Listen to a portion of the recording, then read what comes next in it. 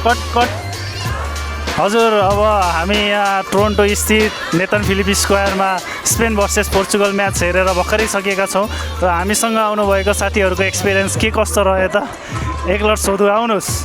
हजुर रमनजी नमस्ते। नमस्कार। भर्खरै हजुरले यहाँ हेर्नुभयो म्याच पोर्चुगल भर्सेस स्पेन। मैले बुझिसकेँ सर, मैले प्रश्न बुझिसकेँ।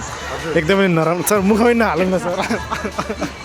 मुखमै चिराउने हो क्या सर। यहाँ राख्नुहोस्, म यहीँदेखि बोल्छु सर। होइन आफै सोध्नु सर। पोर्चुगल र स्पेनको गेम चाहिँ के हो भने त भूत भइसक्यो क्या। वर्तमानमा जिउनु सिक्नु हेर न, वरिपरि हेर्नुहोस् कस्तो रमाइलो छ। यो हावा कस्तो स्वच्छ छ है। अब यस्तै हो, गेम भनेको हारजित हुन्छ र एक्सपेक्ट धेरै गरेको थियो, अलिक पुगेन है।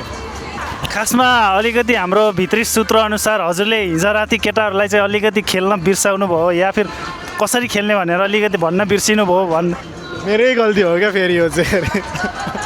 हिजो चाहिँ मलाई सोचेको थिएँ सायद केटाहरूलाई भन्नु पर्दैन होला, सिकाउनु पर्दैन होला भनेर मैले इन्स्ट्रक्सन दिन अलिक भ्याइनँ। का साथ पोर्चुगलले हारेपछि उहाँ रोनाल्डो पनि टेन्सनमा भएर चुरोट पिउँदै हुनुहुन्छ साइडमा बसेर।